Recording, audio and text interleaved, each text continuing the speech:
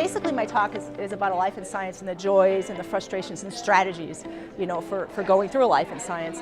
And I really started out by showing a number of very important materials research women that are here and talked about Millie Dresselhaus, who we are actually honoring here at this meeting this year, and talked about how there are so many wonderful women that are still blazing the trails. One of the biggest messages I want to get across is you really have to know yourself and you really have to know other people, and that will really pave the way for communication and really being able to progress in a career. So it's not just about science, it's all careers. 3 strategies that, one, are traits that you should always embrace and they're always good. Good listening skills and acknowledging others. Excellent.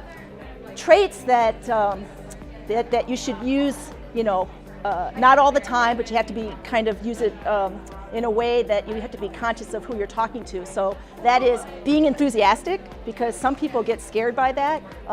Being competitive is a good thing because you stimulate other people to be competitive, but some people may, once again, be afraid by it. And having vision, because sometimes it takes longer for other people to see your vision. And so you have to be patient and use those willingly.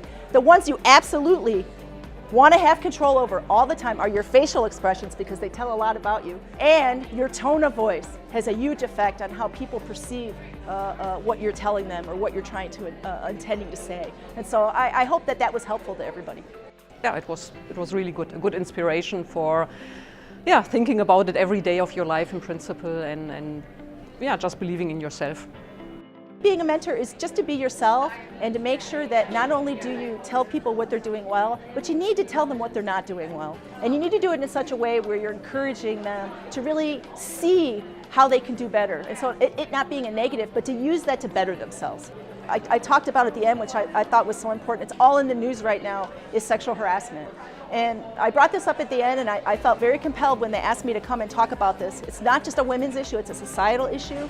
And I was happy to see there was a lot of gentlemen in the audience also. We had a good conversation about, it's not just about the Materials Research Society members and sexual harassment, or even science. It's a societal problem, and anything we do within the material science community, we need to think about how that resonates farther out, because the worst aspects of sexual harassment are happening outside the professional levels. And if we don't help fix those, we're not going to be overcome those problems either. So it was a really exciting conversation. I personally want to thank all of those who came to the talk, and I'm just really honored that they all came, and it was nice to meet everybody.